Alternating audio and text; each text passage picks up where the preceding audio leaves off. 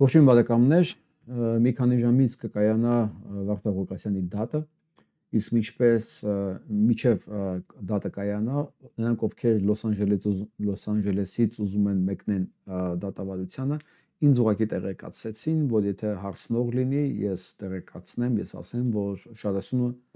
մեքենաները շարժվելու են Գլենդելի եկեղեցու մոտից։ Ես վստահ չեմ, որքան կսպասեն, որքան երկար դեռ մարդիկ կհավաքվեն գնալուց առաջ,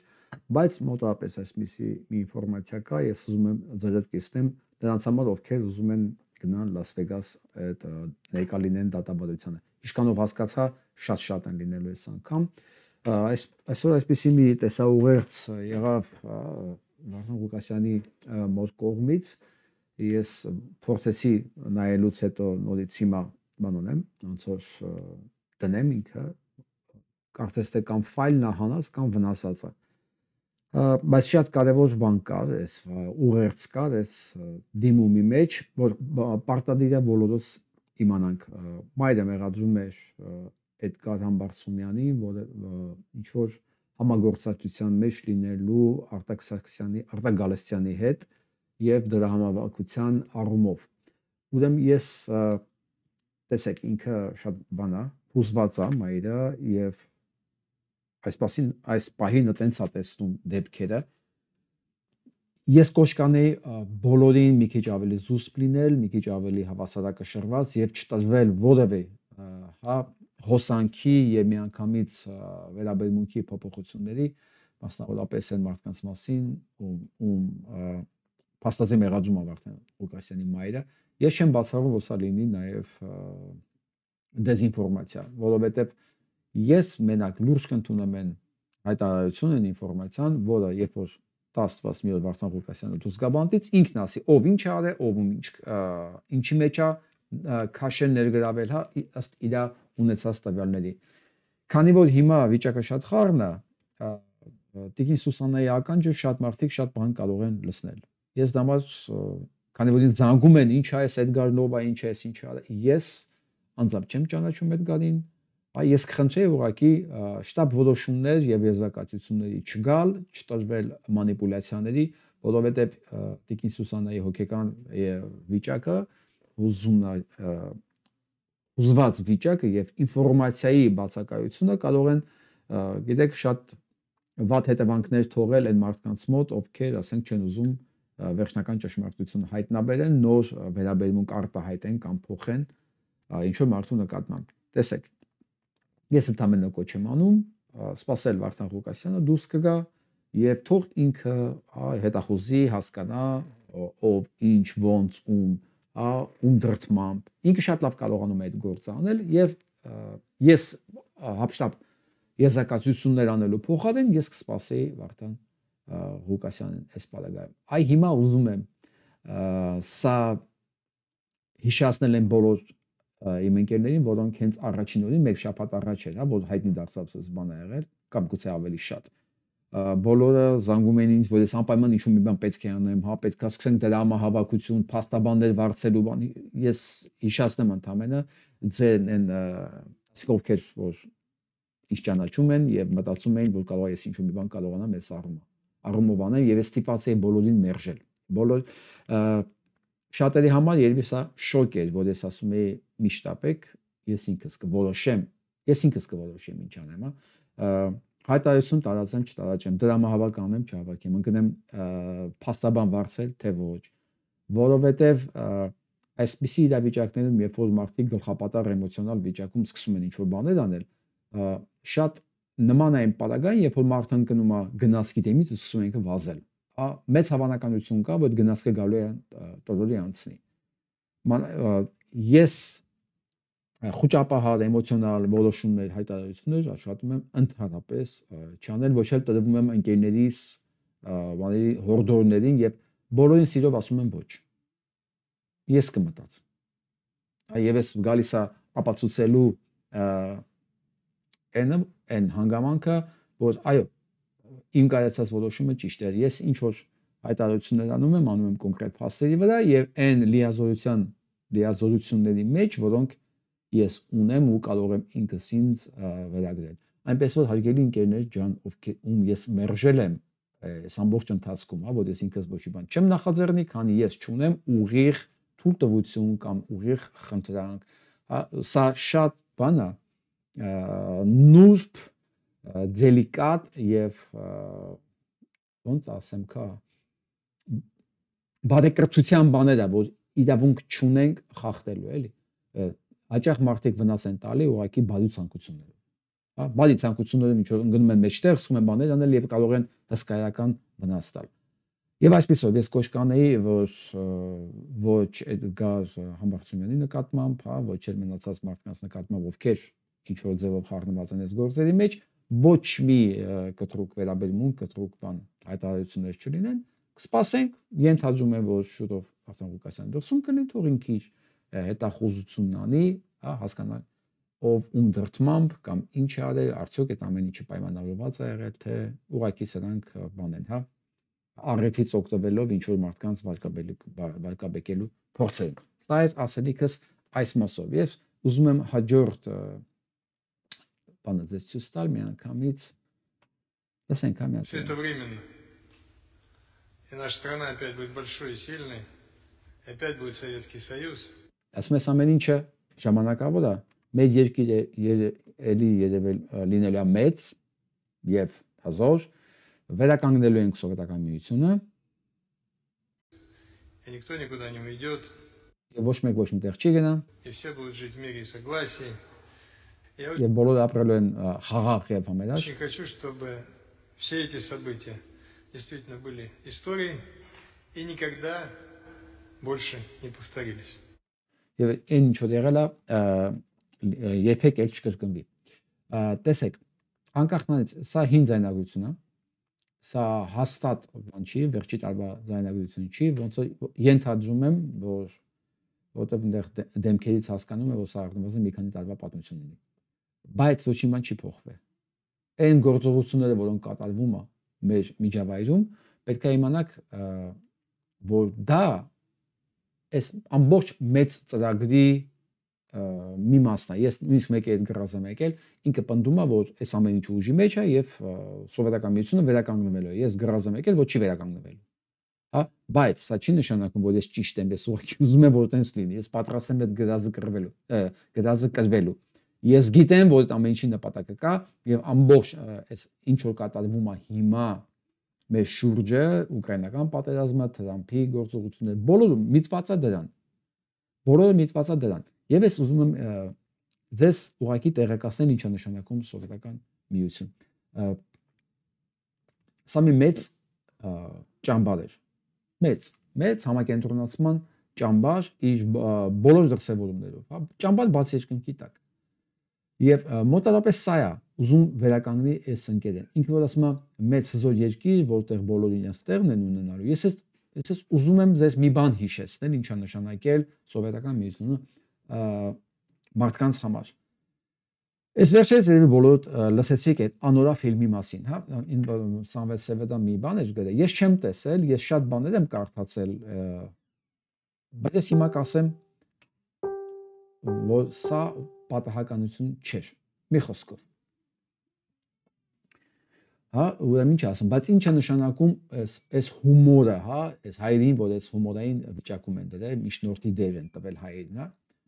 Ախր ամբողջ աշխարհն են նայում ու ֆիլմում հայերեն են խոսում, փնփնթում են անմակարդակ Երևանյան հիմա սերիալներին հարիր բառապաշարով։ Ավելի վատ բան հնարավոր չէր մտածել ու անել մեզ համար։ Այս երևի վատ ժամանակներում, հա։ Եվ առանց այդ էլ դեգրադացված ենք ինքներս մեր ձեռքում։ Գոնե ֆիլմում չասեին, որ սրանք հայեր են։ Գոնե կնունքի տեղից հայկական եկեղեցուց հայ կրոնավորի ստրկամիկ սարկավագին չհանեին, տանեին ու կնքվող երեխային գրկից տային ուրիշի, գնա ծառայելու, մի անհասկանալ ռուս օլիգարխի ծառայելու անպայման, հա, ասում եմ դե ես դերասաններին բան չունեմ ասելու, տղերքը ինչ ասել են, արել են, հա, բայց ասում եմ կարող եմ մի բան ասել, հերիք է։ Ես պետք է ասեմ, որ այս ոճի մեջ է նկարվել ամբողջ սովետական ֆիլմոգրաֆիան։ Ամբողջ Եթե դուք նայեք հին սովետական ֆիլմերը, Դե տեղեր եղել են, որ եղել են այլ ազգիներ, չասենք մենակ հայեր, հա։ Ուրեմն սենց է եղել, կոնցեպցիան սովետական գիտնականը, կերպարը, հերոսը պետք է լինի անպայման ռուս, այն մնացած ազգային փոքրամասնությունները պետք է լինեն երրորդական, չորրորդական, ծառայողի, ցածր որակի, դե կարող լինի կոլխոզում աշխատող, շուկայում աշխատող, տաքսիստ, չգիտեմ, ամեն ինչ, բայց ոչ բարձր, այսինքն այս գաղափարախոսությունը իմպերիական, որ եթե ինքը օլիգարխա դա ռուսա, եթե մեկը ծառայա դա այլազգի, ես չեմ ասում հենց հայերի համար, հա։ Ուզում հասկանաք, որ այս անորաֆիլմը ես բոլոր տեղերը որ կարդացել եմ մոտարապես ինձ հիշեցնում է նույն մտածելակերպը, նույն սովետական ստանդարտները։ Վերականգնել սովետական միություն, ես նույնպես եմ ասում, ինչ որ իրանք ուզում են։ Դա նշանակում է վերականգնել քո ճորտի կարգավիճակը այդ մեծ ընտանիքում։ Այդ մեծ ընտանիք չէ, մեծ ճամբարում, համակենտրոնացված ճամբարում։ Որտե սահմանները փակեր, որտեղ քեզ նույնիսկ քաղաքից քաղաք տեղաշարժվելու իրավունքը պետք է տար NKVD-ն, հասկանում եք։ Մեծ համակենտրոնացման ճամբար, որտեղ ազգային փոքրամասնությունները բոլոր մակարդակների վրա գրականության, երաժշտության, ֆիլմի, թատրոն բոլորը պետք է լինեին երկրորդական ծառայող դերում եւ բարձր այդ հերոսները, մինիստրությունում աշխատողները, հա, չգիտեմ, այդ ամենի այդ լավ դրական կերպարը անպայման պետք է լինեն ռուս։ Սա մասին շատ քիչ են խոսում։ Սա այն բարեհոգեբանական դրվածքն է, որ Հայաստանում 3 միլիոն մարդու ստիպում ասի ռուսը մեծ եղբայր է։ Բավը չասես դա ապուշ։ Ռուսի ինչն է մեծ, գլուխն է մեծ, քաշն է մեծ, ինչն է մեծ Ռուսիա։ Դու 5000 տարվա մշակույթի եւ քաղաքականության կրող, ինքը ընդամենը 200-300 տարվա պետություն է։ 200 տարվա ընդամենը ինքը ազատության կյանք ունի։ 1861 թվականին են իրան ասել 150 տարի առաջ, որ դու ստրուկ չես։ Այնը դա չի նշանակում, որ ինքը ստրուկ չի։ Դրանից հետո եղել է սովետական ստրկությունը 70 տարի, հələ ստրկությունից չպրծած, հա։ Դա հետո եղել է հետ սովետական ստրկությունը։ Դուք ում եք համեմատում։ Բայց այս գիտեք որտեղից է եղել, որտեղ ամբողջ մշակույթը թելադրել է մեզ բոլորիս սովետական սերունդին, որ դու ճորտդ, ուզբեկ ես, հայ ես, իրancs համար բոլորը նույն զիբիլն են եղել, նույն աղբը։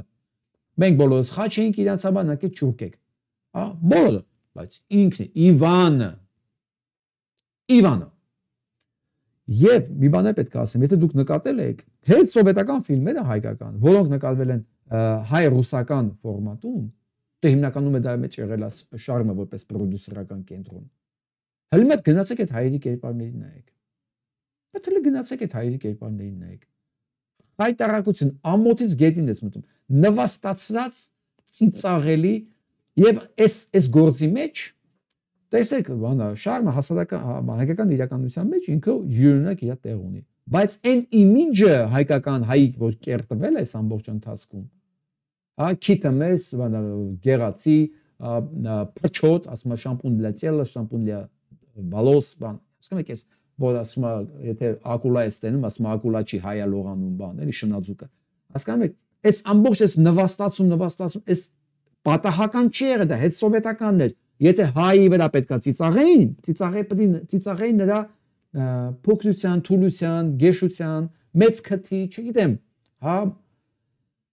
սա է եղե արժեքային տրամադրած մեզ բոլորից, որ հայը ասի ռուսի մեծ աղբերն է, որտեղ այդ Իվանը ինքը միշտ նախարարի դեր է խաղացել, ինքը, չգիտեմ, օդաչուն է եղել, այդ օրվա ֆիլմի հերոսը ինքն է եղել, դուք հասկանում եք, այս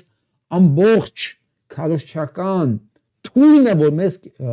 կերակրել են 70 պլյուս 30 տարի, բերել է, որ նույնիսկ այսօր անօրային նկարում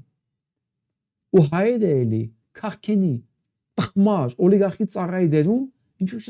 ու դրա համար օսկար ենք ստանում ենք։ Դրա համար չեմ անդրադարձել դրան։ Ոչ ծապ, ոչ բան, ոչ այս ինչ բան է։ Ինչի համար։ Իմիջը դու ինչ ես կերտել։ Ով ես կերտել, քանի բանը գիտեք, ֆիլմ գիտեք, սովետական Միկոյանի մասին նկարած, այն միգը ստեղծողի մասին։ Կամ բոլոր են հսկա ձեռքբերումները, որ հայերը նվիրել են այդ բանը ռուսներին։ Չկա այս բան։ Եթե մեկի կողքը ռուս է եղել, ռուսի անունն են տվել։ Դա տենց էր։ Ու տենցա միջև հիմա։ Ու սրանք ամեն ինչ անելու են, որ վերականգնեն, որովհետև Հայաստանում դեռ կա մի քանի տասնյակ հազար մարդ, հա, որ դեռ ռուսին ասում ենք մեծ է, որը մեծ ազգ 140 միլիոն մարդ, որտեղ ռուս չկա նույնիսկ։ Ռուս, ովերսնես ռուս, ուկրաինացին է ռուս, է։ Ուկրաինացին է սլավոն, այն որ մնացած կա այդ ույգուրները, այդ մողոլ թաթարները, խառնուրդները, դրանք ռուսել չեն։ Բայց ռուսը, Իվանը, մեծ Իվանը ի՞նչն է մեծ, գլուխը, ամբիցիաները, ինչը, տարածքը, որ Իրանն էլ չի։ Ինչն է մեծ, ինձ կարաք ասեք, պատմությունը, ժառանգությունը, մշակութային, ինչն է մեծ, որ ինքը մեծ է, դու փոքր, հրեաները դա համար են մեր վրա ծիծաղում։ Որ ասում են, դու գետինը չեք մտնում, որ դուք ասում եք ռուսին մեծ աղբեր։ Բայց դե քարոզչությունը իր դերն անում է։ Ու իրանք, տեսեք ով ասում մեծ Ռուսաստան։ Կաժուգետևիչը։ Թու ինքը ռուս չի։ Կաժուգետևիչը ռուս չի, то քրիստոնյա էլ չի։ Թուրք է ինքը ծնում։ Ույգուր։ Բայց մեծ Ռուսաստան, մեծ սովետական, որովհետև դրանցից ոչ մեկը ռուս չեղե, ոչ Բերյան, ոչ Ստալինը, ոչ Լենինը, դրանց ոչ մեկը ռուս չեղե։ Բայց այդ ամբիցիան, այդ բանը իմպերիալիստական, հասկանում եք, դրանց մեջ կա, որովհետև եթե դու տենց չես, դու չես հասնի տեղ։ Դենք հաջորդ թեմային։ Զգուշ եղեք, այս ամիջ հերո չի։ Դրա դիմաց կա եւ sense մի հատ ճորտ ուրիշ, իրանց կողմից նշանակված։ Այդ շարքը եւ մենք պետք է ժողովրդին զեկուցենք, թե ինչ ենք վերադարձրել։ Եվ ուզում եմ նաեւ ընդգծել, այս վերջերս ես իմ էջում դրել էի 2010 թվականի արտադրության ապօրինի ձեռք բերված որպես ապօրինի գույք Range Rover-ի վերադարձ եւ էլի ինդիմադիրները սրանով էլի ժողովրդին խափում են ոչ, դա հենց նրա ապացույցն է, որ հատիկար հատիկը բարիս բուն իմաստով հատիկար հատիկ է։ Եթե տենտես դուր չի գալիս, ուրեմն Range Rover առ Range Rover ենք վերադարձնելու, բրաբուս առ բրաբուս, յաշիկ առ յաշիկ։ Լսեցիք, դե հիմա նայեք ովքեր են դալիճում։ Հանդիպումը Գյումրիում է։ Աչկա Գյումրից։ Սրանք իրա հոտն է ավտոբուսով տարած։ Ամբողջ ԿՊ առաջի դեմքը հավաքել հետը տարել անդե։ Որ ես բացացի, որ ինքը 2010 $5,000 Range Rover-ը բերել։ Հետ Range Rover-ը Range Rover։ Պետքա բանանի, հետ բերի։ 7-րդ տարին է արդեն։ 7-րդ տարին եւ մենք կարող ենք մոտարապես ասենք հաշվարկել այս ընթացքում միջև մի հատ Range Rover հետ կբերեր $5,000-անոց ինչերա տվել թշնամուն, հատենք։ Եվ այսպես Նարեկ Գալստյանը հետաքրքիր դիտարկում արել։ Միջև Նիկոլ Փաշինյանը Գյումրիի ճակատամարտում յաշիկ առ յաշիկ հետ բերելու մասին էր խոսում, որն անհույս տեխնացուին դարձնի քաղաքապետ իր։ Պետք է հիշել, որ 7 տարվա իշխանության օրոք թշնամուն է տրվել, ուրեմն 12 քաղաք, 241 գյուղ, 60 ֆաբրիկա եւ 15 ձեռնարկություն, 385 եկեղեցի եւ 400 միջնադարյան գերեզմանատուն, 25 թանգարան, 37 հեկ, 48 հանք, 4 ջրամբար, 5000 մշակութային հուշարձան, 232 դպրոց, 4 համալսարան եւ 7 կոլեջ, 5 մարզադաշտ, 11 մարզադպրոց եւ նույնքան էլ հիվանդանոց։ Օկուպացված են տարածքներ Հայաստանի Հանրապետության Սյունիքի, Վայոց ձորի, Գեղարքունիքի եւ Տամուշի մարզերից։ Բաքվի բանտում են գտնվում տասնյակ հայ գերիներ։ Ինքը բրաբուս առ բրաբուս 7-րդ տարվա մեջ պիտի հետ բերի։ Եվ հետ բերի, ինքը ասեմ ավելին, ասում է, Գյումրի ընտրությունների մասնակցելու ինքնահայտարարագրվածները մեկ նպատակ ունեն՝ պաշտպանելու գողացածը։ Փաշինյան տականքը մի բան է հայտարարում 7-րդ տարվա կառավարության մեջ, որ կա գողացված եւ հետ չբերած։ որ այս մարդիկ ուզում են ընտրվեն բանը քաղաքապետ, Գյումրու քաղաքապետ, որ պաշտպանեն իրենց գողացածը։ Հասկանում եք, 7-րդ տարին է մարդ վարչապետ, ասում է, իրանք ուզում են ընտրվեն պաշտպանեն իրենց գողացածը։ Այսքան բան տալուց հետո, բացի լկա գողացված, որ հետբերված չի, այդ ամեն ինչից հետաբերվել մի հատ $5,000 Range Rover։ Որն աուկցիոնով չեն կարողանում վաճառել։ Ծվեց այդ թվի Range Rover մարդիկ չեն քշում։ Ուղղակի չեն քշում։ Ու այս մարդուն լսող կա։ Գյումրիում լսող չի եղել, իր հետ տարել է։ Բայց ոնց ուզում ա լինի հանրապետությունում գտնեք մի շերտ, կլինի անպայման այդ մի շերտը, ես չեմ ուզում ասեմ ինչ կարգի շերտ է, երևի հասկացաք ինչ կարգի շերտ է, որ կլսի ու գլուխը կտպտմբացնի։ Բայց դրանից հետո չի մոռանա անպայման հետո բողոքել բախտից, որ իր հարկերն են թանկանում եւ իր գործերը այդքան էլ լավ չեն։ Սրան զուգահեռ, իմ ջելոց ես չասեցի ովքեր են դե տեխնացուները։ Մի խոսքով ինձ թվում է դու գիտեք տեխնացուներն ովքեր են։ Նայեք։ Ասում են Հայաստանում էլ տեխնացու չի մնալ, էլ կուսակցություն չի մնացել, որ փոխած չլինի, սույն ընկերը։ Ճանաչեք, ում պիտի չընտրեք։ Ճանաչեք։ Սրանք իրենց համատեղ տեխնացուներն են, առնվազն սրանք, որոնք ուղիղ կապի մեջ են ԿՊ-ի, Սաշիկի, Միշիկի, Ռոբիկի, Սերժիկի, քանի որ մեծ թափով գնում է Սերժիկ եւ Քոչարյան պատերազմը, հիմա ես ինչի են դնեմ իմացեք ով է եղել։ Այսպեսի մի տղա կա, երիտասարդ կոչվում է Գարիկ Ուրումյան։ Ուսս պատահական է, չէ՞, տեսնում եմ որ Սերժ Սարգսյանը իր կյանքը նվիրել է հայրենիքին։ Տեսնենք ինչ արել հայրենիքի համար։ Դա ուզում նայեք էլի։ Եղել է ՀՀ պաշտպանության նախարար։ Ճիշտ է ասում։ ՀՀ պաշտպանության նախարար է եղել։ Այն ժամանակ էլ ամեն ինչ բենզինի դիմաց վաճառել է։ Այն ժամանակ էլ ձևավորել են այս օլիգարխ գեներալի ծետը։ Եվ ընդհանրապես ինքնից ամբողջ պաշտպանը պատերազմի ժամանակն է այդ դերը կատարել։ Այն կոռումպացված բանակը, այն կոռումպացված գեներալի ծետը որ ունենք, նաև իր հիմնադրածն է։ Եղել է անվտանգության նախարար, ներքին գործերի նախարար, այո, նույն ժամանակ իրար հետ նույն պոստն է ղեկավարել։ Ու հենց ժամանակվել սպանվեցին Հայաստանում խորհրդարանի նախագահն ու վարչապետը խորհրդարանի տարբեր падգամավորների հետ։ Այո, ինքն է եղել համ հացապետ, համ այն ժամանակ ներքին գործերի նախարար։ Միաժամանակ։ Իր ժամանակ հենց նրանք սպանվել են։ Հա։ Հետո եղել է Հայաստանի Հանրապետության էլի պաշտպանության նախարար ու Հայաստանի վարչապետ։ Այո, հիշում եք։ Հենց այդ տարիներն են, որ Հայաստանի վարչապետը ինքը եւ Ռոբերտ Քոչարյանը իր հետ միասին վաճառեցին ամբողջ Հայաստանի տնտեսությունը $120 միլիոն դիմաց։ Ընդամենը ճիշտ ասում եղել է։ Մենք այդ ամեն ինչը հիշում ենք։ Հետո եղել է Հայաստանի Հանրապետության նախագահ, ոնց չենք հիշում էդի։ Ոնց դա կարելի է մոռանալ, որ ինքը եղել է Հայաստանի Հանրապետության նախագահ, որի համար սպանվեց առնվազն 10 մարդ։ Ինվալիդ սարքվեց մի քանի 100 հոգի մարդ։ Ջարդվելով, լցնելով բերդերը, որոնք հետո անպայման դատերը հաղթեցին Եվրոմիության արդյունքի իրավունքների դատարանում։ Ու սենց ասում, բա դուք ով եք եղել։ Ինչ եք արել այս երկրի համար, բացի անիմաստ խոսալուց, ու ստեղից ընդերից փող կպցնելուց։ Հա, մեկ էլ Նիկոլին բերելուց։ Իհարկե մենք ոչի բան չենք արել։ Էս ավանդի մեջ Գարիկ Ուրումյան, մենք համեսներս ինչ կարող էինք անել, ոչ կարող էինք հոկտեմբերի 21-27 կազմակերպել, ոչ կարող էինք գեներալիտետ ստեղծեինք, կոռումպացված, թալանված, հա, բանակով։ Չենք կարող էլի, չենք կարող, սա կասեմ բանակն է ինքը ստեղծել։ Ձեր մեջ որոշեք էդի վազգեններ թե ինքները։ Ոչ կարող էինք հետագայում վարչապետ լինել, ամբողջ երկիրը ծախել Ռոբիկի հետ։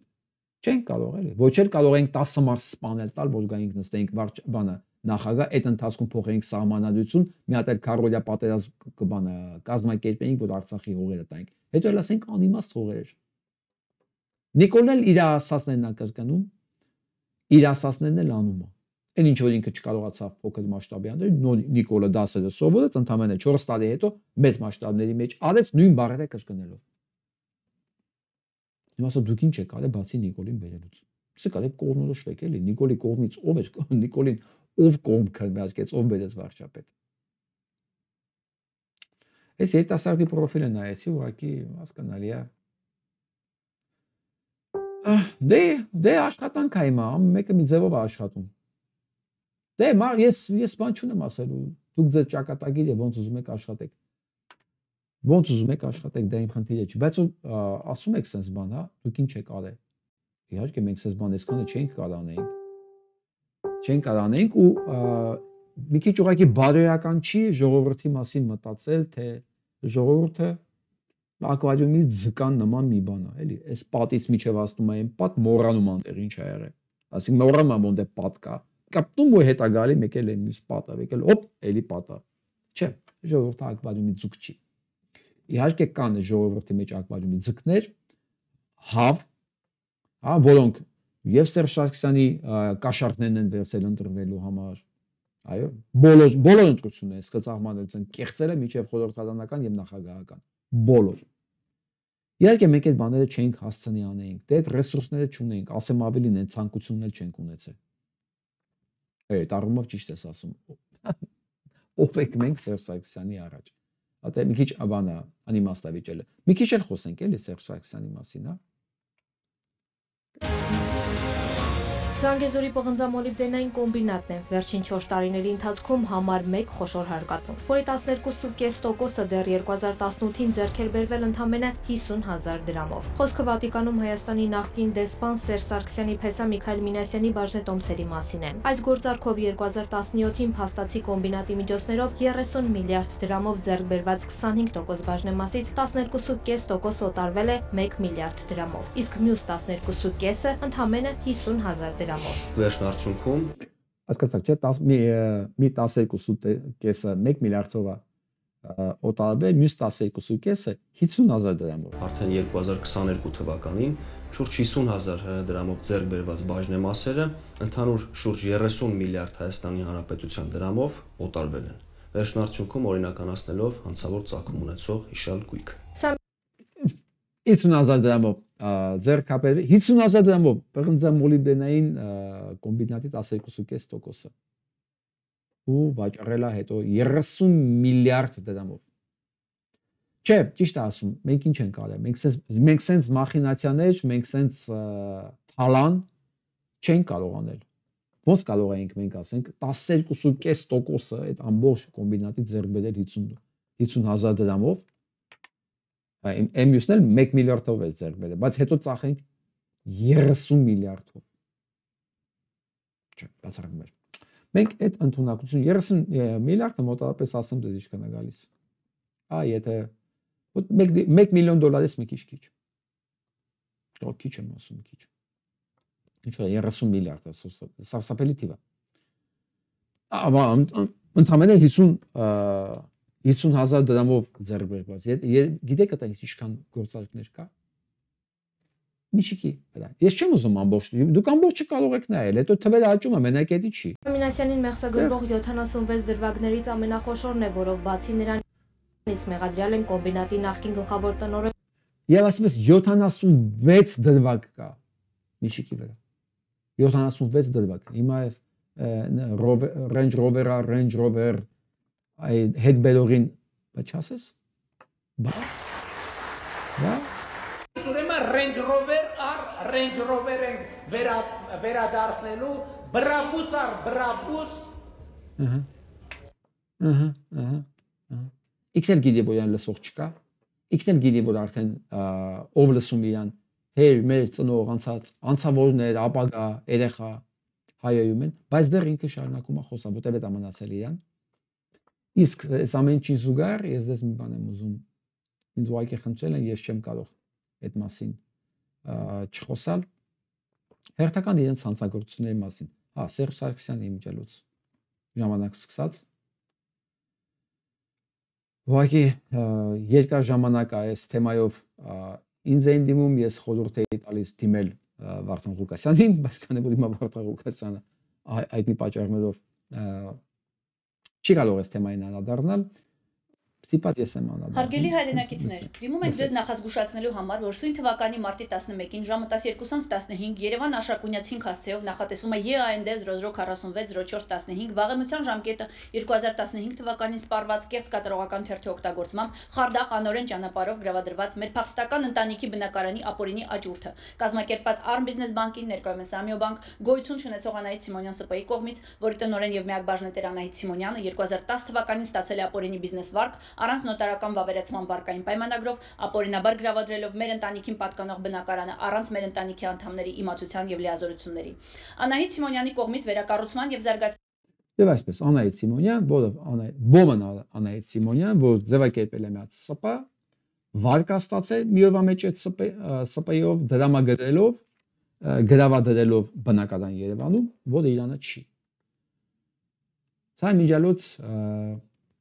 Սերժ Սարգսյանի ժամանակվա քրեական գործ է, որի մասին իմացել է նույն Սերժ Սարգսյանի կինը, որովհետև այս կինը ում մասին խոսում, ինքն էլ է արցախցի։ Այս Անահիտ Սիմոնյանն էլ է արցախցի, այդ խարդախը։ Արցախցիներով դիմել են Ռիտային, ասել են Ռիտա, ես ինչ եք անում, այս մեր տունը, էսի ով է, իմ տան վրա վարկա վերցել, մի օրվա մեջ սնանք է ճանաչ է, փողը վերցել է ու չկա, ինքն էլ չկա, սապանել չկա, ոչ մի բան չկա, ես ինչ եք անում, իմ տունն էլ ուզում եմ վերցնել։ Ես ոչ համաձայնություն եմ տվել, ոչ մի բան չեմ տվել, ոստը մեկ գնացել օթից իմ տան վրա վարկա ձեր։ Ռիտան մտածել է Վիկային կանչել է իր օգնական, ասել է զբաղվի, ու տենց էլ մնացել է։ Դե հետո հիշում եք երևի, հա 2018 թվեր եւ այլն եւ այլն։ Հա գնանք առաջ։ Միջազգային բանկի ծրագրի շրջանակներում հնարավոր բոլոր վարկերը ստանալուց անմիջապես հետո 2011 թվականի գարնանը Անահիտ Սիմոնյան ՍՊ-ն անհետացել է։ Իրենց աջակցում են ցնակության գործով 11 հիշեցիք Սերժիկ, այս քո ժամանակը եղել։ Ժամանակավոր կառավարչի լիազորությունները 2015 թվականին ստանձնած ներկայումս ուժը կորցրած Անդրանիկ Ելնյանը, Սնակության դատարանը, ԴՀԿ ծառայությունը, կադաստրի կոմիտեն, արդարադատության երաշխավոր մարմինները, որոնք իրականացրել են անթիվ կեղծիքներ դատական գործերում, կադաստրում, տրամադրելով կեղծ փաստաթղթեր այդ ապօրինի գործարքների համար։ Վերոնշյալ անձինք եւ մարմինները մերժում են տրամադրել որևէ օրինական փաստաթուղթ, վճիռ, որի հիման վրա Անդրանիկ Ելնյանը իրավունք ուներ ներխուժել մեր բնակարան։ Նախատեսում է վաճառել այն ապօրինի կեղծ կարգավիճակով, այն դեպքում, որ այն հանդիսանում է օրինական համասեփականություն, ունի երկու համասեփականատերեր, որոնցից մեկի գոյության փաստը, ինչպես նաև երկու ժառանգների եւ օգտատերերի վերացնում են, մյուսի անունը բռնի կերպով թիկունքից շահարկում են կեղծիք հանդիսացող փաստաթղթերում։ 10 տարուց ավել մեր բնակարանը մեր թիկունքից գտնվել է ապօրինի արգելանքների տակ Անահիտ Սիմոնյան ՍՊ-ին պատկանող անշարժ գույքի կեղծ կարգավիճակով, իսկ ներկայումս շահագործում է նաև Անահիտ Սիմոնյանին պատկանող գոյությունը չապացուցված շարժական գույքերին, կացաներին, սալյակներին եւ այլ առարկաներին փոխարինելու համար, որոնք նոտար Անահիտ Ղազարյանի վավերացման պայմանագրում որակավորվել են որպես անշարժ գույք։ Սիրելի հայրենակիցներ, տեղի է ունենում բացահայտ բռնություն եւ կողոպուտ մեր ընտանիքի հանդեպ եւ բոլոր գործարքները իրականացվում են անօրեն ճանապարհով մեր թիկունքից։ Մեր ընտանիքի բնակարանը ենթակա չէ վաճառքի, տեղի ունեցողը բացահայտ խարդախություն է եւ ապօրինություն։ Արդեն 15 տարի է, ինչ մեր ընտանիքը ենթարկվում է համակարգային ճնշումների, իրավազրկման, ունեզրկման եւ հայրենազրկման։ Մեզ զրկել են մեր իրավունքները պաշտպանելու հնարավորությունից, զրկել են մեր սեփականությունը խաղաղ տնօրինելու միջազգային իրավունքից, բնաջնջել են մեր բոլոր սահմանադրական իրավունքներն ու ազատությունները, նաև մեր գոյության փաստը որպես ՀՀ քաղաքացիների եւ որպես կենթանի մարդկանց, մեզ հասնելով բարոյական, նյութական եւ առողջական անդառնալի վնասներ։ Բաքվում եւ Վերստին Արցախում կորցրել ենք ամեն ինչ եւ մեր այս միակ համեստ բնակարանը ծնողներս ձեռք են բերել իրենց քրտնաջան աշխատանքի շնորհիվ։ Այդ ծնողները ես ճանաչում եմ։ Հայրը երաժիշտ է, ֆիլհարմոնիկ նվագախմբում շեփորեր նվագում։ Հակառակ դեպքում ես էս չէի անդառնալ, Ժորժ ջան, ես չի որ ես հարցերին անդառնալու եմ ընդհանրապես։ Ոչ թե ինձ ոչ չի հուզում, իհարկե ինձ հուզում է այս ամեն ինչ որ կատարվում է, բայց Սերժիկին էին այսօր գովում։ Այս Սերժիկի մեկը սրա իջևում էս մարդիկ իրենց լուծում այդ հարցերի չեն ստացել։ Չեն բացում, չեն քննում, ոչ մի բան։ Այդ նույն համակարգը միջև աշխատում է, մարդկանց ունեզրկում են։ Այս վերջերս այդ մեր շեփորահայրին երբ որ նկարին զուգարկեցին ծեծված։ Ով նայեց այդ նկարին չճանաչեց ով է ծեծվածը։ Այնց տենց։ Միջևում էլ սպառնում են ասում են։ Կյանքիցդ կզրկենք, տնիցդ հրաժարվի։ Սերժի ժամանակ կարած 11 թվին կարած գործը այս դեմքով տղուն տենում եք բրաբուս հետ բերողին։ Իր ժամանակ շարունակում է 7 տարի։ Մեր ընտանիքի անդամները միշտ բարձր են պահել Հայաստանի անունը բոլոր բեմերում՝ երաժշտության, սպորտի, գիտության, գրականության ոլորտներում, իսկ այս խմբավորումը ջանասինաբար ենթարկում է մեր ընտանիքին եղեռնի։ Խնդրում ենք մեր բոլոր հայրենակիցներին օգնել ազատագրել մեր ընտանիքը եւ մեր բնակարանը անօրինության եւ հանցավորության ճիրաններից, կանխարգելել այս ապօրինի աճուրդը, ցուցաբերել աջակցություն միգուցե տվյալ բանկին եւ Անահիտ Սիմոնյանին իրենց ապօրինի վարկերի բեռը հոգալու։ Մենք դիմելու ենք բոլոր միջազգային ատյաններին եւ միջազգային բանկին, պահանջելով իրականացնել աուդիտ Հայ բիզնես բանկում, ինչը նաեւ նախատեսված է կենտրոնական բանկի հետ գլխավոր պայմանագրով։ Այսօր ենթարկվում ենք սպառնալիք պարունակող հետապնդումների եւ մեր ապահովության եւ կյանքի համար անչափ վախենում ենք եւ խնդրում ենք պաշտպանություն հանրության կողմից։ Անսահման շնորհակալ ենք բոլորից ուշադրության, ցանկացած օգնության եւ պաշտպանության համար։ Հարգելի հայրենակիցներ, հորդորում ենք պայքարել հանուն օրինականության եւ մարդու արժանապատվության միասին։ Շնորհակալություն։ Դե սա միակ դեպքը չի, ուղղակի ես եթե Սերժ Սարգսյանի այսօրվա այտենց սրա ու Սերժիկի sense աստվածածությունը չլիներ, երևի ես չի մանես նյութ հետ ինչ անել, ոնց օգնել։ Ես վստահ եմ, որ իմ գոլեգան, որ այս հալածանքների հետ ենթարկվում տադիներ է արդեն, միակը չի, էլի կան, որ մի օր իմացել են, որ իրենք իրենց տանտերը չեն, իրենց տարվերա վարկ կա եւ իրենք պետքա զրկվեն իրենց ունեցվածքից։ Եվ կարող է տարբեր ձևերով են, բայց մենք բոլորս պետք է հասկանանք մի բան։ Երբ որ իշխանություն երկրում չի աշխատում օրենք, չի աշխատում օրենք, տարօրված է սահմանադրությունը, անկախ նրանից դուք որ քաղաքական թիմում եք, ինչ եք, դուք քաղաքականությամբ զբաղվում եք, չեք զբաղվում, երաժիշտ եք, չգիտեմ, սպորտսմեն եք, ինչ եք ձեզանից ներկայացնում, եթե պահ եկավ հասավ ձեզ, դուք պաշտպանված չեք, նույն ձևի ինչպես մնացած բոլորը։ Եթե նույնիսկ անձամբ դուք ճանաչում եք նախագահի տիկնոջը եւ կարող եք գնալ ասել տիկին Ռիտա, այս ինչ եք անում։ Էսի ես եմ, էս իմ տունն է։ Ով է սա, որ իմ տունը ուզում է, ասում իմ տան դիմաց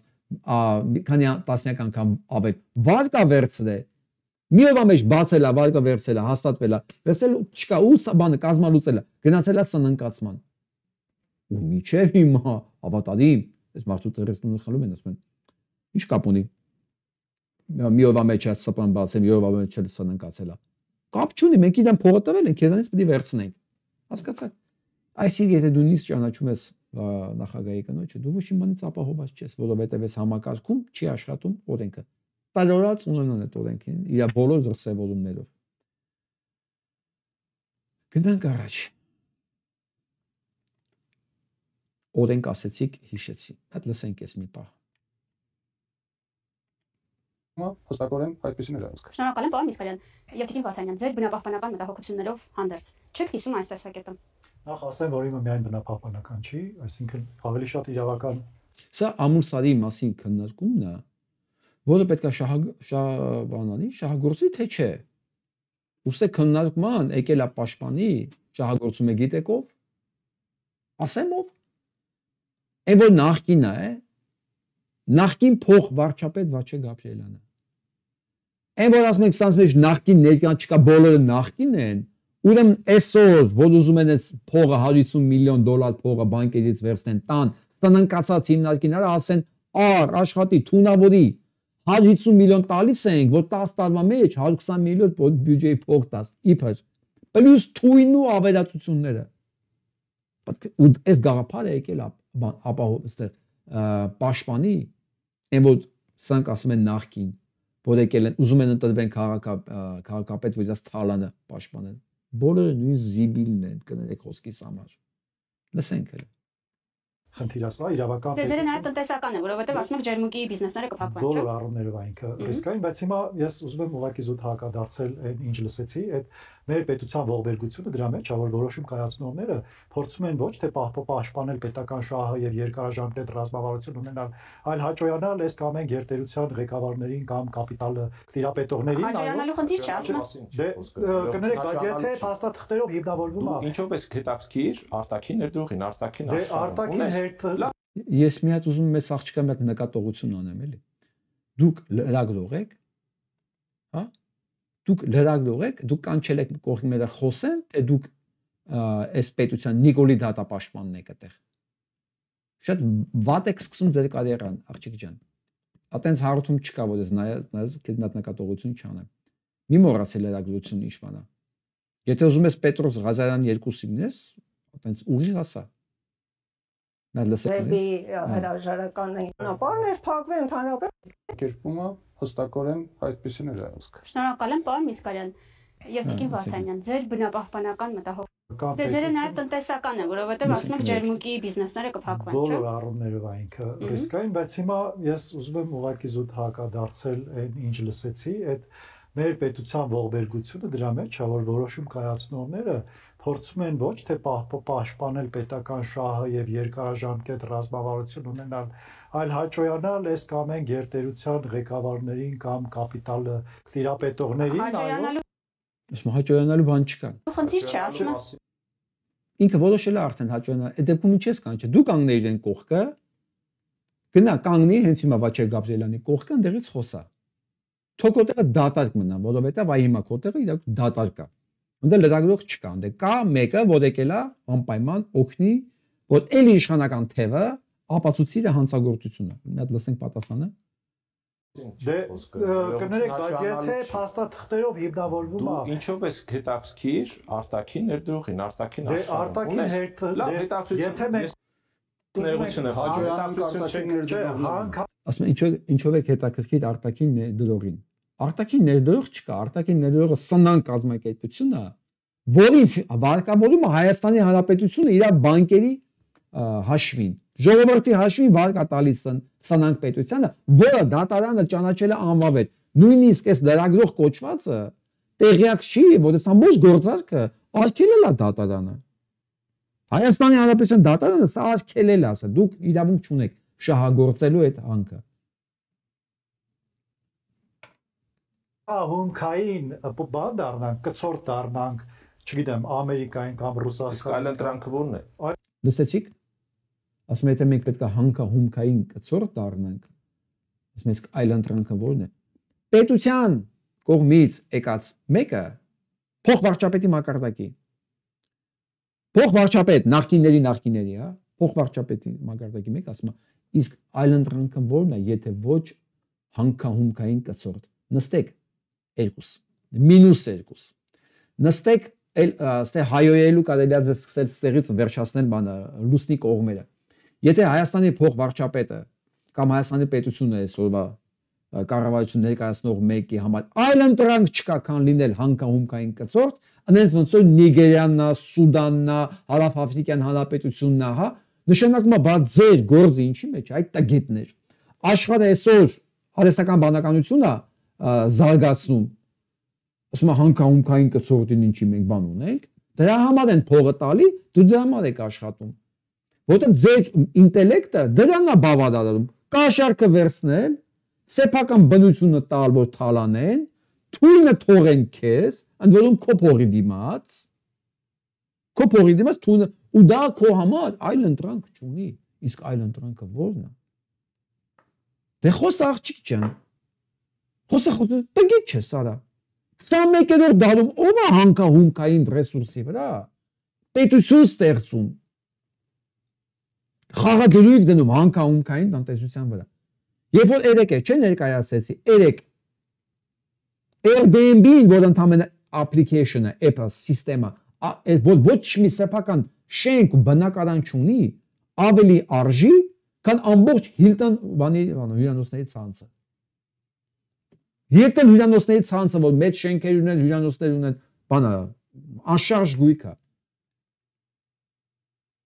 Airbnb-ն ավելի թանկ արժի, որը ոչ մի բան չունի, այսինքն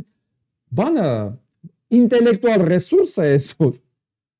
Էլ չեմ ասում ChatGPT-ն ինչ արժի։ Amazon-ը, որ ասում եմ ոչ մի բան չունի, ոչ մի բան, մի քանի հատ էլեկտրական ավտո ունի ընդամենը։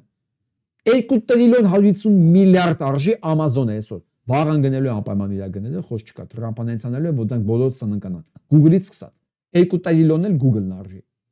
Նույնիսկ ասում, բացի մի երկու հատ բանից, Office-ից Google-ը ոչ մի բան չունի։ Այսինքն մտավոր այսօր ռեսուրսը անհամեմատ ավելի թանկ է, քան ցանկացած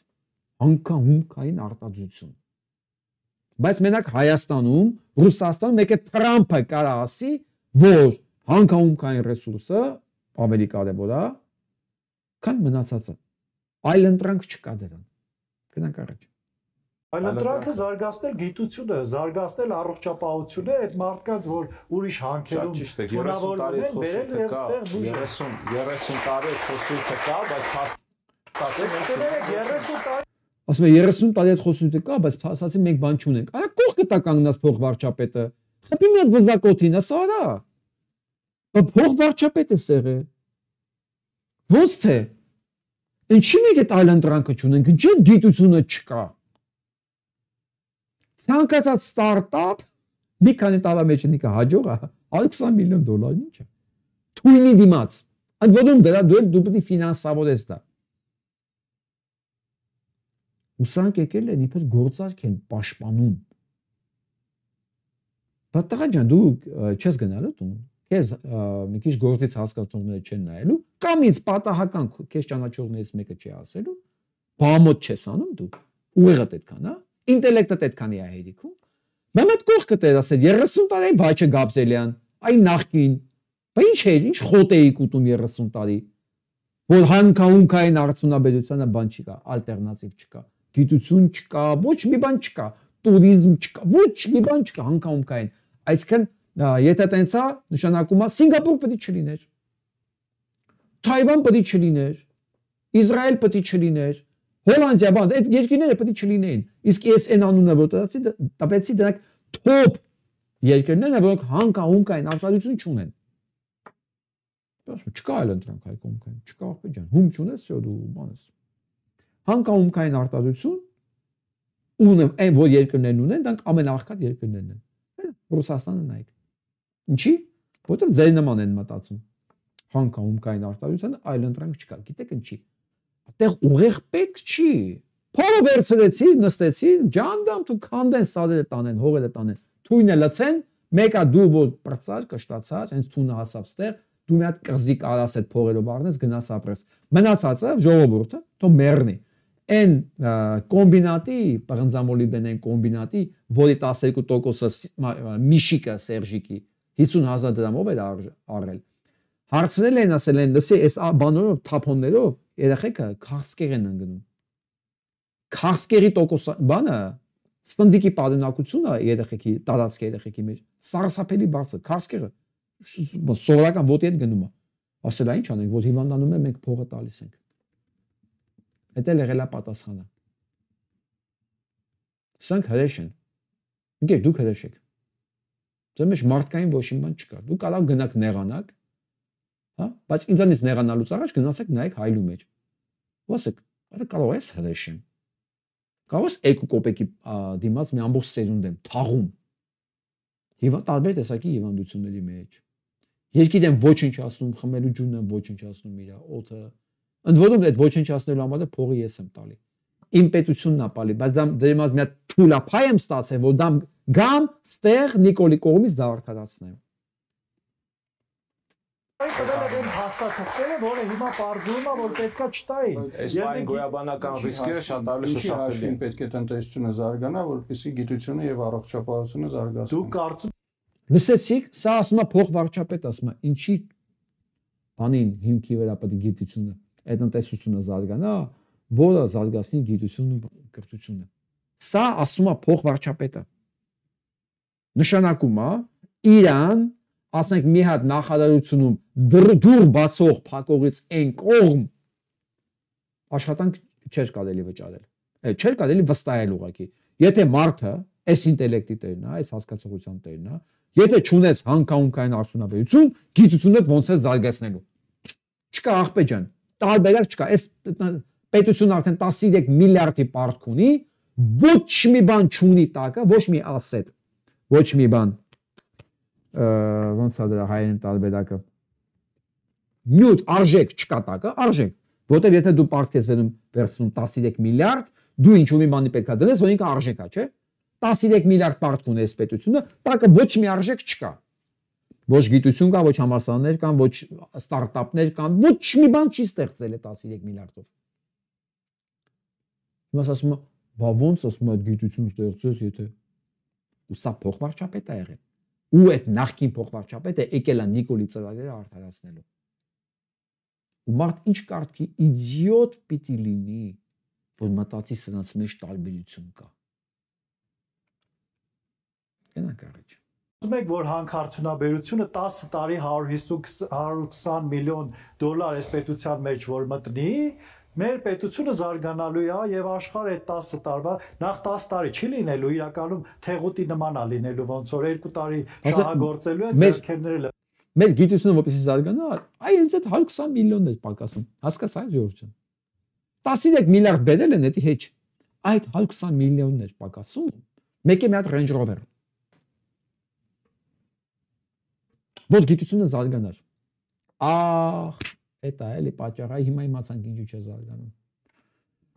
Լևանան գնան, այն հիմնական երակները ստանալու են, մնացածը թողնեն մեր վզին, բայց ենթադրենք 10 տարի եւ 120 միլիոն դոլար։ Դուք կարծում եք, որ դա մի հատ այնց հրաշքա, որ մեր մոտ պետությունը զարգանալու է, Տրամպը ասել է, «Ո՞յ ինչ լավ պետություն է 120 միլիոն դոլար հարկ ամուծելու կամ այնտեղ այսքան եկամուտ կա, չի կարելի գնալ ուրիշ պետության շահերը սպասարկելու»։ Խնդիրը շահերը հավասարակշռելու մեջ է։ Խնդիրն անում է, թե մենք այսօր արտաքին աշխարհի համար ինչով ենք հետաքրքիր տարի ջրերը թունավորենք, հետաքրքիր լինել է, եկեք ուրիշ բանով հետաքրքիր։ Տեսեք, երկրաշարժի հավանականությունը շատ լավ։ Չեմ խոսում երկրաշարժի մասին, խոսում եմ հստակ դրենաժի մասին, չափված տվյալ կա։ Այդ թթուները մինչև հիմա կան այնտեղ, այսինքն պետք չի փորել։ Կասկանում եք, սրանք եկել են ուզում են առաջնալ մի բան, որ Հայաստանի Հանրապետության դատարան արգելել է։ Լրագրող, լսում եք Ջալիկ։ Բալիկ ջան, լսում եք։ Ջանիկ ջան, Բալիկ ջան, լսում եք։ Դուք հիմա քննարկում եք մի բան, որ Հայաստանի Հանրապետության դատարան արգելել է։ Դա իրականացնել։ Ընդհանրապես դուք լսել եք դատարանի որոշման մասին։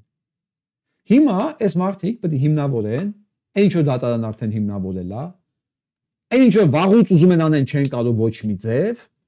որ չի կարելի երկրի ջրերը, տնտեսությունը, տարածքը, այս մարդիկ ասում են, ասեք ջերմուկուր եք փչացնում։ Այդ 120 միլիոն դոլարը 10 տարվա մեջ, որ 10 տարվա մեջ տարին 12 միլիոն է գալիս է։ 10 հայր է։ Չէ, հայր 12 միլիոն տարին բյուջեի մեջ 12 միլիոն։ Տարին դուք 12 միլիոնի համար ամբողջ տարածաշրջանը ավիրում եք, առողջարաններն ավիրում եք։ Ասում եք ընդ աշխատատեղ ենք ստեղծում։ Ասում եք այդ տարածքի աշխատատեղի կարիք չկա, ընդ աշխատատեղի բան կա, դեֆիցիտ կա, այսինքն աշխատողի դեֆիցիտ կա։ Այդ տարածքում աշխատողի դեֆիցիտ կա։ Այդ մարդիկ մասնագիտություններ ունեն որոշակի առողջարանային ոլորտում աշխատելու։ Հələ այնտեղ աշխատող է պետք, այնտեղ աշխատատեղ դուք մի ստեղծեք ձեր ասելով։ Թույն արտազելու համար աշխատատեղ այնտեղ պետք չի։ Հələ լիք այնտեղ մարդ կա, որ կարա հիմա գնա որպես առողջարան աշխատի։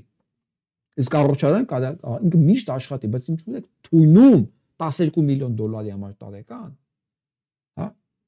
Բայց հարցը 12 միլիոնը չի, իրանք ինչ որ պետք է, իրանք արդեն վերսը դրել են իրենց գրպանը եւ դա պետք է իրականացնեն։ Իմ ջալոց են 5 բանկերից մեկը, հիմա չեմ հիշում որը, որոնց վզին դրել են, որ պետք է ֆինանսավորեն, հրաժարվել է։ Ես այն մնացած բանկերից, ես ուղղակի մի հատ Էվոկա բանկ ինչ որ։ Ես իրեն եմ կոչանում։ Ընկեր ջան, եթե դուք չհրաժարվեք շուտով, ես ինքս կոչ կանեմ, մնացած կպարզեմ, որ բանկերն են մնացել 5-ից 4-ը, ամեն օր կոչ կանեմ, որ ով ինչքան փող ունի ձեր մոտ դրած, գա հանի տանի։ Ես իմ վրա եմ վերցում ձեզ ուղղակի դարձնել բանկրոտ։ Մենակ մի բանի համար, եթե դուք հանգարց որոշեք, այս թունավոր ծրագիրը հովանավորելու։ Հանկարծ դուք տրվեք, այնտեղ մի հատ բանկ կա, ես հիմա չեմ հիշում, որ բանկներ ինքնական հրաժարվել է։ Հրաժարվեք, եթե ոչ, ես կսկսեմ մնաց մի հատ հակագովաստ։ Ձեր դուք կդառնաք բանկրոտ ուղղակի։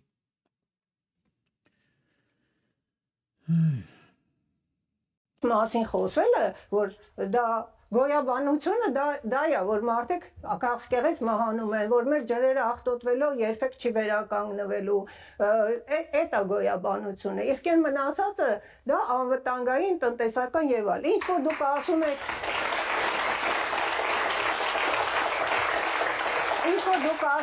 որ տնտեսության օգուտ է բերում, մենք վերցնենք մեր վիճակագրական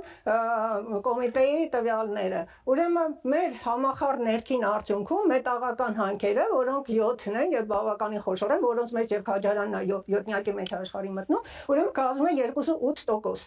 15% տուրիզմ է եւ 40% գյուղատնտեսություն։ Այսինքն մենք այդ 2.8%-ի համար վերացնում ենք այն միջավայրը, որը մեր տնտեսության հիմնական ուղղություններն են։ Երկրորդը, որ ասում են աշխատատեղեր։ Առաջինը ջերմուկը եւ Վայոց ձորը աշխատատեղի դեֆիցիտ չունի, հակառակը աշխատողների դեֆիցիտ ունի եւ այդտեղ նոր աշխատատեղ ստեղծել անիմաստ է, հակառակը այն մարդիկ, որ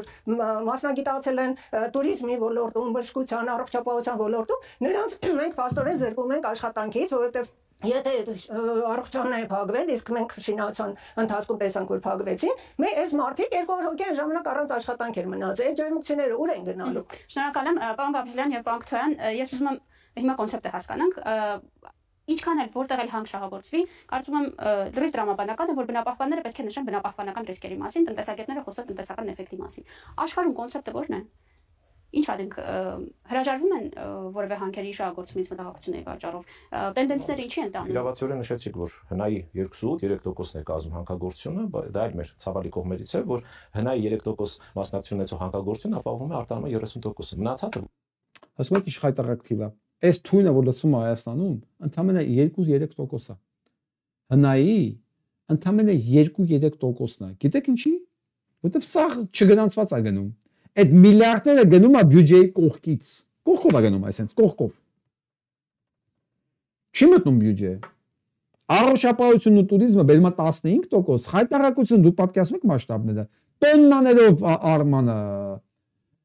այդ մետաղահումքը որ տանում են, ընդամենը 2-3%-ն է։ Ու դրա դիմաց հələ պատրաստ են ամբողջ Հայաստանը վերածել հանքերի։ Թունավոր միջավայրի։ Սա է իշխանությունը։ Ես չգիտեմ ով է ասել, բայց ֆանտաստիկ է ասել, որ հայրենասիրությունը պետությունը իշխանություններից պաշտպանելու մեջ է։ Իրոք, այն մարդիկ, ովքեր իրենք ասոցացնում են իշխանության հետ, նրանք պետության թշնամիներ են։ Որ այն մարդիկ, ովքեր աջակցում են պետությանը, իրանց կողմից են, փաստացի իրանք հայրենասեր չեն, որովհետև հայրենասիրությունը պետականությունը իշխանություններից պաշտպանելու մեջ է։ Որովհետև սրանց միակ երազանք կա, ինչքան հնարավոր է շատ տեղում ամեն գնով փող կորզել ու փախել, թույնը թողել ծնունդների վրա։ Դա եղել է միջև հիմա, դա տենց է գնալու է ու շարունակվելու։ Նես չի մեկ Հայաստանում ամենակը տենց։ Հենց հիմա նույն բանը տենում ենք Ամերիկայում, իր կործանիչ հետևանքներով։ Իսկ Ամերիկայի ժողովուրդը հիմա դուրս եկել ապստամբել է սրանց դեմ, տարբեր ձևերով, բոյկոտելով, առաջին հերթին բոյկոտելով։ Այս թվերն ձեզ կներկայացնեմ, բայց միջև դրանք ներկայացնենք, ես ես մի հատ ուրիշ նորություն եմ ուզում ասեմ, ոչ լավ, խնդրեմ, եւ այսպես Իսրայելն ու Ադրբեջանը կնքում են նոր կոնտրակտ, եւ Իսրայելը միջնորդում է, մեծ համագործակցություն ստեղծվի Իսրայել-Ադրբեջան Ամերիկայի Միացյալ Նահանգներ ֆորմատով։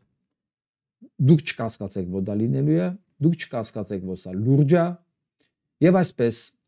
ադրբեջանական սոկարը գնի նոր գազի արտադրության, որը նախատեսում են անեն բանում Իսրայելում, դրա 10%-ը պայմանավորվածությունը արդեն կա եւ բանը Նետանյահուն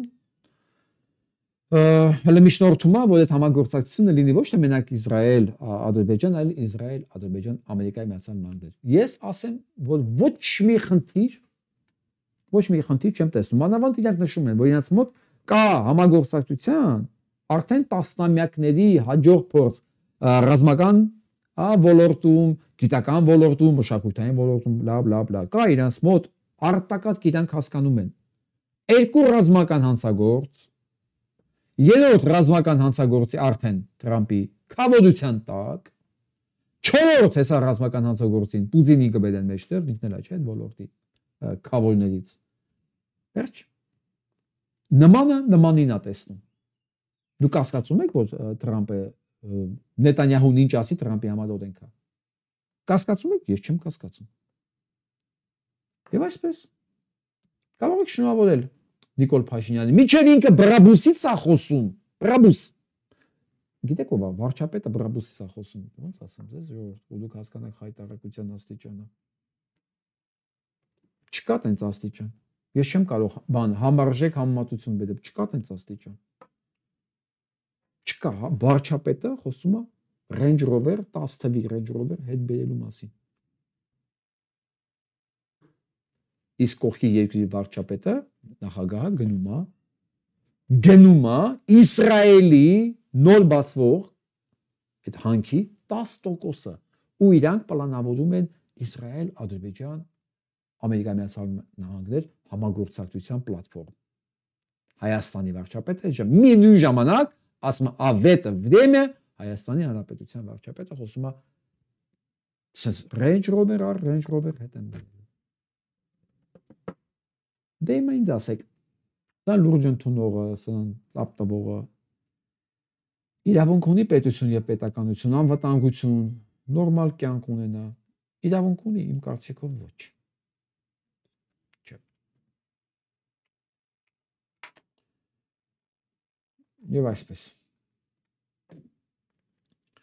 Ինչ որ կատարում է Սիրիայում սոսկալի է, այսօր Մարկո Ռուբիոն դատապարտել է։ Պատկերացնում եք դատապարտել է ինչ որ կատարում է Սիրիայում, ընդհանրապես դատապարտել է եւ կոչ է արել հարգել կրոնական փոքրամասնության իրավունքները։ Գիտեք, ես հիշեցի այսօր 18 թիվը, 2018 թիվ, որ երբ որ նոր ընտրված վարչապետը փոխարականեր են ինչ որ պետք աներ, անում էր ուղիղ հակառակը, այն մի քիչ տեղյակ մարդիկ սկսում են բողոքել, ասեն, կներեք, պարոն Փաշինյան, բայց դուք հեղափոխական օրակարգով եկել եք, սա պիտի անեք։ Հա? Չէ, այդպես չի։ Սա սենց է։ Դուք սրա համար եք եկել։ Կար մի բան, շերտ, որ միջև ինչ ասեմ, կողորտը պատրելով մեր վրա գոռում է, դա թողեք թող աշխատեն։ Դե հասկանում եք, չէ, որ գործից հասկացող, ասեն իրավիճակը հասկացողն ու ճիշտ գնահատողները դրանք քիչ էին, շատ։ Եվ իրանք չէին կարող այդ մասսաների դեմ գոռային նույն բանով, ասեն դուք ձերներդ կծեք, որ չեք հասկանում այս տականքի ինչ անում։ Իհարկե չէին կարող, չէ։ Այդպես վերջերս մեկն ինձ ասեց, ախր դե չգիտեիք, որ սենց է լինելու։ Դուք չգիտեիք, կարող է եւ դուք չգիտեիք։ Էլ լսեիք նրանց, ովքեր գիտեին։ Այսինքն եթե դուք պարտադիր չգիտեք, գաք հասնեք այս վիճակի, որ հասկանաք սա ինչ արել։ Որտեղ միջև ինքը գաք հասնել այսօրվա վիճակում, որ քրիստոնյաներին ալավիներին մորթում էին այնտեղ, միջև դա, ուրեմն պետք է սենց։ Եթե մարդն ասում է, ես դուրս եմ գալի բոլոր տեղերից, Սիրիայից, չգիտեմ, հա, Իրաքից շուտ է դուրս եկել, Աֆղանստանից, հիմա Գերմանիայից եմ գնալու, հա, ուկրաինացիները թող գնան հանձնվեն, այսինքն պարտադիր չի, որ դուք տենաք ցեղասպանությունը, որ հասկանաք, որ դա բերելու է ցեղասպանության։ Այսինքն միայն այն հայտարարությունը, որ ես դուրս եմ գալիս, այդ մարդիկ մնում են ում ապահովության տակ։ Մեկի, որի գլխագինը նշանակված է Ամերիկայի Միացյալ Նահանգների կողմից, որպես տերորիստ, ռազմական հանցագործ, որին բերել է մյուս տերորիստ ռազմական հանցագործ Էրդողանը իշխանության։ Ու այս երկիրը ասում եմ, ես գնում եմ, ես ասում չի կարելի, դու ո՞նց եք ժողովրդին թողում, ասում են, որ դու դեմոկրատ չես, ինձ են ասում։ Այսինքն եթե ես ասում եմ, չի կարելի իզոլացման քաղաքականություն անել, այդ երկրները թողել ես վայրենների հոշոտման, նշանակում է ես դեմոկրատ եմ։ Ու երբ որ այսօր եղավ այս բանը, ցեղասպանությունը, հիմա ինձ նմաններին մեղադրում են, ու դուք դեմոկրատ չեք, չէ՞, ասենք բանը, վիրավորականով, դուք այլասերված չեք։ Դուք Թրամփին չեք սիրում, որովհետև դուք այլասերված եք, հա։ Այսինքն դուք ամեն ինչ չեք ասում։ Թրամփ, բրավո։ Այսօր ցեղասպանություն տալ, դրանցից մի քանիսը Բայդենի են, էլի սրանք։ Ոնց է Բայդենի են։ Այսօր իմացաք, որ դուք Բայդենի են։ Այսօր իմացաք, որ չի կարելի այս տարածքները թողել այս Բայդենի ձեռքին, ասենք թողել մարդասպան, ցեղասպան Էրդողանի խնամքի տակ, քրիստոնյաներին, հա, ալավիներին չի կարելի թողել իրանց բանի տակ։ Դուք չգիտեք, որ բանը ցեղասպանության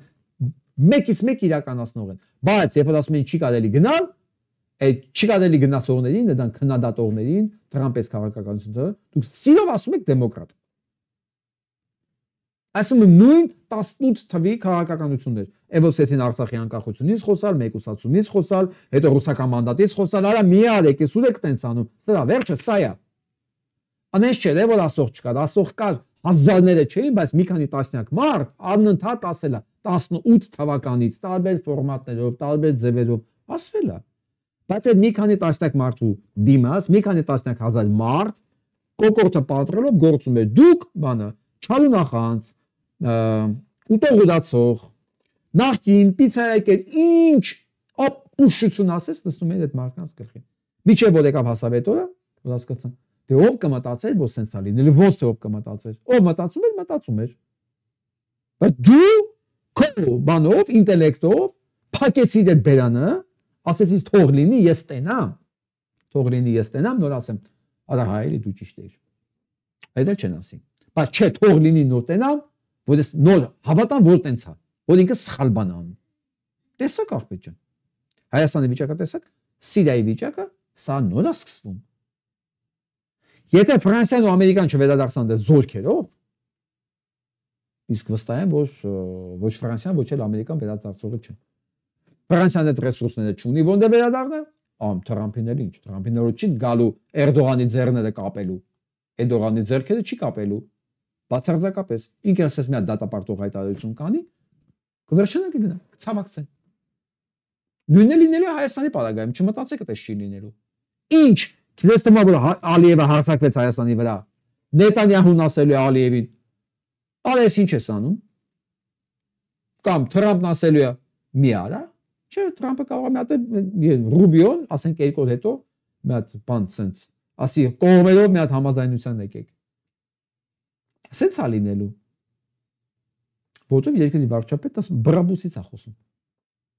Մեկ էլ ոնց անենք ամուսարը փողը վերցել ենք գլխից, որ պետք է բացենք։ Փողն էլ մենք տանք, որ մեզ վերցած փողը արդարացվի։ Այսօր մեզ խնդիրները։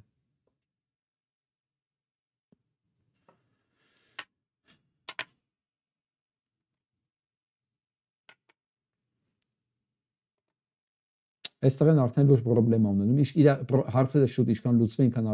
աշխարհը փրկվելու է։ Ես բանը թող ինձ ասեն դեմոկրատ ես։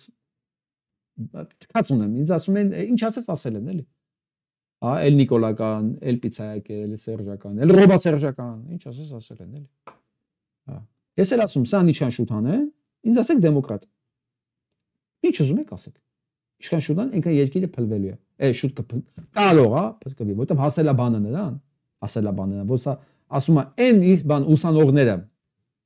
որոնք մասնակցել են անտիսեմիտական, տեսիք ինչ բառ են օգտագործում, անտիսեմիտական։ Մի օր ես վերջերս ինքը մեկը անտիսեմիտիզմի մասին խոսած, ասեցի կներեք, ո՞րն է դա, դե ասեց, որ ասեց, ոնց որ հրեաներին նեղացում էսի։ Ո՞վ է նեղացում, ասեց արաբները, ոնց թե։ Ոնց թե արաբներն են սեմիտ, ոնց ամ։ Չգիտեի, ասում, հա, գիտես, արաբներն են սեմիտ, որ ասում ես անտիսեմիտ, ես չգիտեմ, ես հակաարաբական է, թե հակահարեական։ Մտածես կախես մոտ։ Ու այս նույն տերմինները օգտագործում է Թրամփը։ Մի օր մեկը մի հատ արաբասի կներեք, մեր նկատմամբ հրեաներն են։ Մենք հրեաների նկատմամբ ոչի բան չունենք։ Հիմա սա ասում է ով անտիսեմիտական այդ միտինգների մասնակցել է, եթե վիզայի մեջ բան կա, cancel անել վիզան, ուղարկել եթե հնարավոր է։ Բեխոսկով հեռացնել, փակել բոլորի բերանները։ Եվ քանի որ ուսանողները շատ ակտիվ են Կոլումբիա համալսարանում, Նյու Յորքի, $400 միլիոն ֆեդերալ բանը գրանտը նվիրատությունը հրամայել է որ կասեցնեն։ Պատկերացնում եք։ Հա, ոնց բանը, հրեաներին չեն սիրում, հա։ Ինքը այս աշխարհը տապալելու է մի հատ բանի համար։ Իրա Պուտինի եւ բանը Նետանյահուի համար։ Իրան ուրիշ ոչ մի բան փաստացի չի հետաքրքրում։ Դու մարդ պատկերացնում եք ուսանողներին ասի բերանները փակեք։ Իրավունք չունեն էլ բողոքի ակցիաներ անելու։ Ամերիկայի Միացյալ Նահանգներում ուսանողներին ասեն բերանները փակեք, այդ գիտեք ինչ կբերացի։ Նյու Յորքում Կոլումբիա համալսարանում ես չգիտեմ ինչքան 25000 մոտավորապես կարծեմ ուսանող կա։ NYU-ն New York University-ն ունի 40000 ուսանող։ Իմ տվյալները մոտավորապես 25000 պետք է ունենա Կոլումբիան։ Պատկերացնում եք այդ 25000 ուսանողին ասեն մի իսկ ընդհանուր Նյու Յորքում կա մոտավորապես 400000 ուսանող։ Պատկերացնում եք Նյու Յորքում կա 400000 ուսանող այդ տարածքում։ Այդ 400000 ուսանողին ասեն դուք հեռացվեք եթե ցույցերի գնաք։ Դու պատկերացրու ինչ կկատարվի Նյու Յորքում, եթե հանգստանք բոլորը իրոք ցույց անեն։ Նյու Յորքում քարաքարին չի մնա։ Բայց ինչքան էլ կողքից կմիանան, մենակ հուսանողը չի ելնելու։ Իսկ հուսանողները չկառավարվող մասն է։ Ինչքան շուտ այս մարդուն հարցերից են, այնքան շանսերը մեծա, որ Ամերիկան կարա փրկվի։ Ասում եմ, որ բանը, ահա որ ընկնում է, բանը ռեյտինգը, բա ոչ ինգնի, կարդանք ինչ է։ Ամեն մի հայտարարությունից հետո ուրեմն 2-3 պունկտով իջնում է։ Իա, բանը հիմա իջել է մինչև 39%։ Բան համատության համար ասեմ, որ Բայդենը գնալուց վերջում 34%-ի իջե իրան։ Հիմա այս մարդը ուրեմն ամեն հայտարարությունը տաքսերի, տրաֆիկների, Մեքսիկոյի նկատմամբ, Պանամայի նկատմամբ, Կանադայի նկատմամբ, մուսոնողների նկատմամբ, պունկտ, ծումա հիմա իջել է մինչև 39,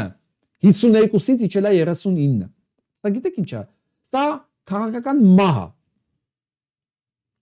բայց սա չի կանգնելու, Թրամփը չի հանձնվելու, իսկ քիչս կկզեմ եթե այս տղեն հանձնվի, չի կարող հանձնվի, ոյկո չի եկել հանձնվելու համար, ինքն եկել է ամեն գնով Պուտինին փրկելու համար, ծառայեցնի ամբողջ աշխարհը, Պուտինի Նետանյահուի շահերին։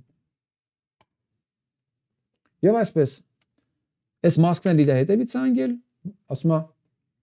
դուք բանը ասում իմ Starlink-ը,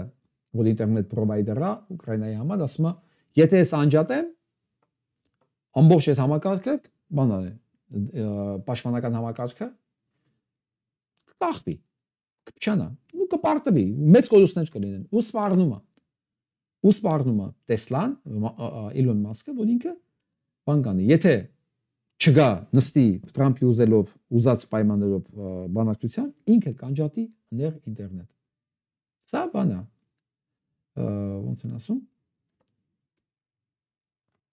շանտաժ։ Սա շանտաժ է։ Իսկ արդյունքում ինչ է լինում, ասեմ արդյունքում ինչ է լինում։ Ունեմ 90 միլիարդ դոլար կոչվել է մենակ, կորցել է միայն հունվարին, օրական 10 միլիարդ է կորցել հունվարի վերջին։ Ուրեմն միջև հիմա արդեն կորցել է 330 միլիարդ միջև հիմա մարտի կես։ 330 միլիարդ կներեք։ Ուրեմն պատկերացրեք, սրանց ուզածը բանը Ուկրաինայից թալանել, քերել 500 միլիարդ։ Ինքը արդեն 330 միլիարդ կորցրել է Իլոնը։ Նայեք, Գերմանիայում իր բաները իջել են միջև բան 76%։ Ավստրալիայում միջև 71%։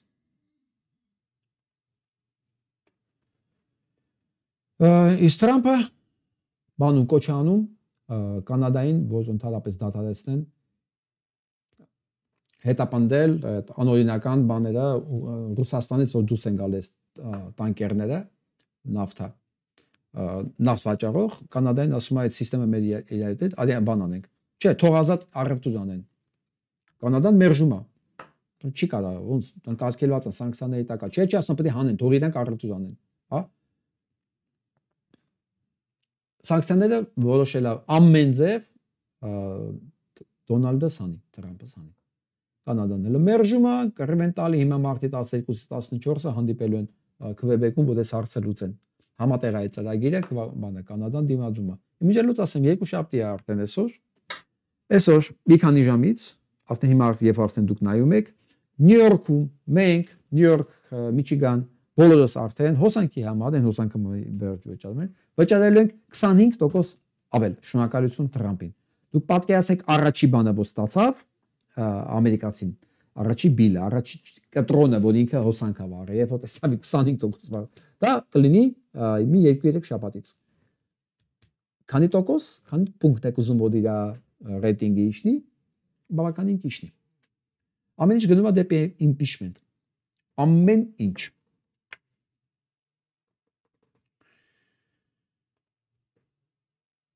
Վերադառնանք մեր գառներին, ինչպես կասեր, դասականը։